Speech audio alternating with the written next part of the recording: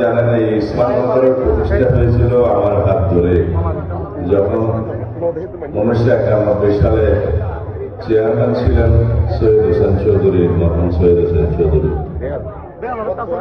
তিনি প্রধানমন্ত্রীর এক জায়গায় গিয়েছিলেন, আমি প্রধানমন্ত্রীর সহকারী একান্ত সচিব ছিলাম। তিনি বললেন এই জায়গায় নিয়ে একটি রাস্তা, এখানে রাস্তা শুরু করলাম এমজিডি দিয়ে, ইটের রাস্তা। বন বিভাগ বাধা দিল, ওনার বিরুদ্ধে মামলা করলো, অনেক ঝামেলা হল। বন বিভাগের সাথে সরকারের সাথে কথা বলে আলাপ আলোচনা করে এই রাস্তা নির্মাণ করে সুবিধার জন্য বললাম এটা শরীফ জিয়া সড়ক। মনে আছে আপনাদের?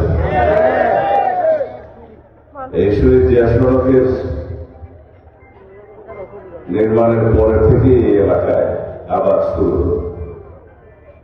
এখানে ভিতর দিয়ে আমি পায়ে হেঁটে করিয়াদের ইউনিয়ন পরিষদ পর্যন্ত গিয়েছি। আমার এই সমস্ত এলাকা সব চেনা জানা। এখানে আমরা সর্বোচ্চ ভোটে বিজয়ী হই সবসময়।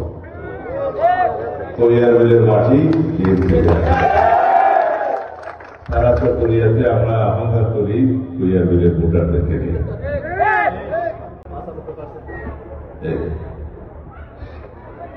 কিন্তু দুঃখজনক হলেও সত্য, মাঝখানে আওয়ামী লীগ সরকার অবৈধভাবে জোর জবরদস্তি সরকার প্রতিষ্ঠা হলে এসব জিয়া সড়কের নামটাই পাল্টে দেওয়া হয়। এইখানে নাম পাল্টাইল কি জিয়া সড়ক বলে না কেউ? এখন সাইনবোর্ড লাগাই দিতে আবার,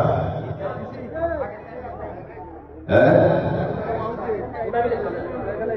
সাইনবোর্ড আবার লাগাই দিতে হবে আগামীকাল। ইসলামনগর শরীফ জিয়া সড়ক, যেই নামে এই সড়ক প্রতিষ্ঠা করেছিলেন সেই নাম থাকে। এটা করিয়াবিলের বর্তমান বিএনপি কমিটি এবং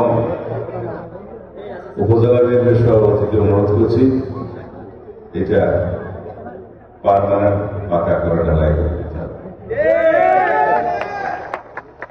শহীদ হোসেন চৌধুরীর ইচ্ছা ছিল এখানে একটা স্কুল প্রতিষ্ঠা হবে। স্কুল প্রতিষ্ঠার প্রথম থেকেই এই জায়গার ব্যবস্থা করে দিয়েছিলাম, আপনারা জানেন। তারপর অনেক উন্নয়ন হয়েছে। স্কুলের চলাকালীন সময় দিয়ে করে এসেছিলাম। আজকে এই এলাকায় একটা প্রতিষ্ঠিত ভালো স্কুল।